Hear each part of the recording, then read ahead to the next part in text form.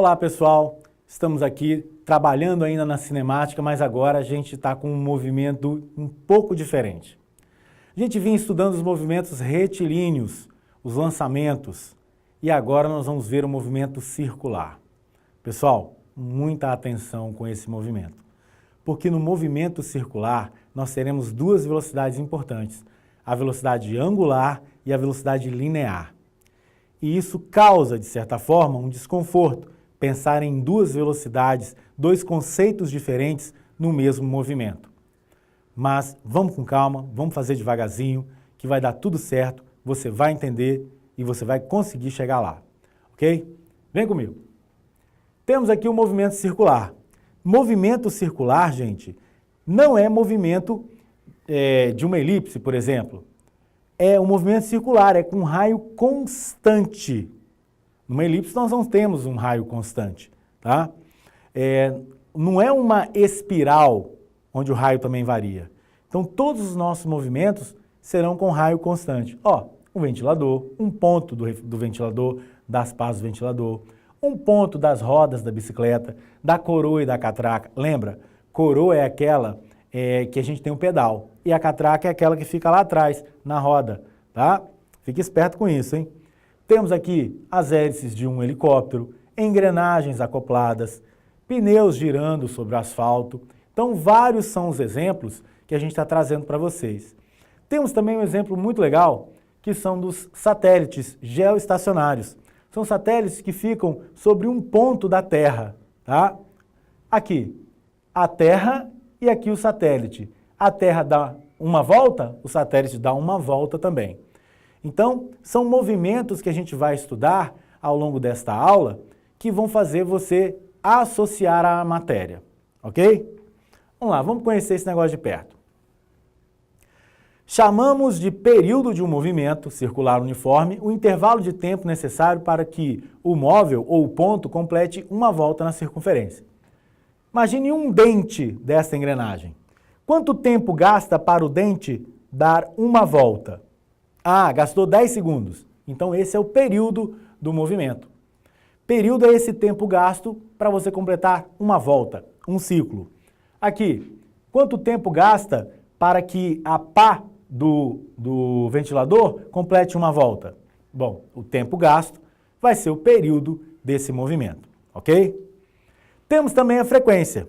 E aí muda um pouquinho, porque frequência é o número de eventos no tempo.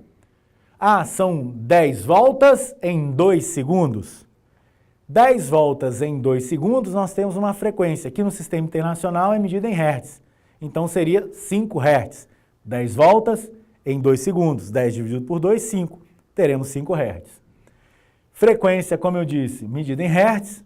Tempo medido em segundo. E n, o número de voltas. Ok? Frequência, gente, é o inverso do período, porque se eu considero uma volta, o tempo gasto para uma volta é o próprio período. Então associe essa ideia. Frequência e períodos estão ligados. Um é o inverso do outro. Período medido em segundo, frequência medida em hertz. Mas será que toda frequência é medida em hertz? Não. Lá no automóvel, nós temos um marcador de giros do motor. Esse marcador, ele mede quantas voltas o motor dá, quantas voltas completas o eixo do motor dá por minuto. Gente, por minuto, não é mais segundo. Então nós temos o RPM, rotação por minuto. Para passar de rotação por minuto para hertz, basta você dividir por 60. De hertz para RPM, o caminho de volta, você multiplica por 60. Então fica com essa dica aí, tá? Toda vez que a referência for o minuto, a frequência vai ser RPM. Toda vez que o tempo for o segundo, a frequência vai ser hertz. E a relação entre eles. Ok? Vamos lá. Vamos seguir adiante. Deslocamento angular e deslocamento escalar. Vem comigo. Deslocamento escalar é o percurso que o ponto faz na circunferência. Imagine uma formiguinha caminhando aqui. Ah, a formiguinha está caminhando 20 centímetros. Então ela se deslocou 20 centímetros. Isso é um ΔS. Agora, no movimento circular, quando ela se desloca 20 centímetros, ela abre um ângulo. Então, para um deslocamento escalar, eu sempre terei um deslocamento angular, pessoal. Ó, deslocamento angular, lá da matemática, é o ΔS dividido pelo raio da trajetória. Só que o melhor formato, o formato que eu mais gosto, é esse aqui, ó. ΔS, deslocamento escalar, é o deslocamento angular vezes o raio. Atenção, deslocamento angular não é medido em grau. Até pode, mas não é comum. Deslocamento angular é medido em radiano. Fique esperto, hein? Essa é uma dica importante. Deslocamento angular em radiano. Raio em metro, deslocamento em metro. Ok? Bom, agora imagine uma pedra girando através de uma corda. Quando ela gira, ela completa voltas por segundo. Voltas, radianos abertos por segundo. Graus por segundo, radiano por segundo. Giro, é isso que é a velocidade angular. Radiano por segundo. Quantos graus por segundo esse movimento circular executou? Tá? Para uma volta 360 graus. 360 graus, 2π radianos. Então você pega o deslocamento angular 2π e divide pelo tempo de uma volta, que a gente já registrou. Tempo de uma volta é o período. Então 2π sobre o período.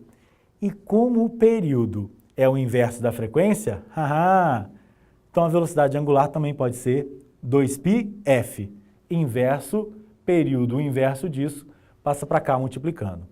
Então, gente, essas três fórmulas são as mais importantes para a velocidade angular.